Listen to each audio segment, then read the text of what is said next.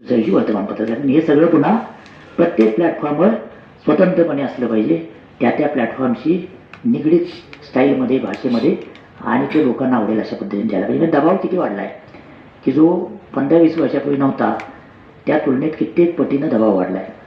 आणि हा जो सगळा बदल आहे तो बदल आपल्याला पचवत जायचा आहे. तंत्रज्ञानातला बदल म्हणजे मुळात वर्तमानपत्राचा व्यवसाय हाच तंत्रज्ञानामुळे सुरू झाला. गटेनबर्ग नावाच्या माणसानं टाईपचा शोध लावला आणि आपल्या व्यवसायाला एक मूलभूत असं खाद्य मिळालं किंवा एक मूलभूत असा घटक तयार झाला.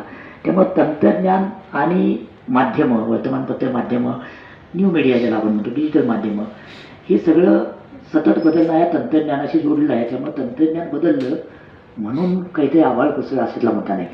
ते बदलणं आहे, आणखी बदलणं आहे, पुन्हा पुन्हा बदलणं आहे. आपल्या आयुष्यामध्ये तंत्रज्ञान बदलायच्या 5, 6, 7 लाटा येऊन जातील.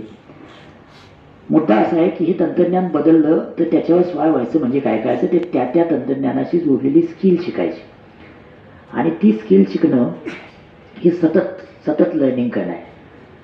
एका बाजूला ही स्किल शिकणं आहे आणि दुसऱ्या बाजूला जगाच्या पाठीवर जे अर्थरचनेमध्ये, जे भूराजकीय रचनेमध्ये बदल होत आहेत त्याचे कळत नकळत परिणाम आपल्या जगण्यावर होत आहेत, आपल्या समाजावर होत आहेत, आपल्या सगळ्या भोवताला होत आहेत. या दोन्ही गोष्टी एकाच वेळेला आपल्याला समजायला पाहिजेत, हाकळायला पाहिजेत आणि त्याच्यावर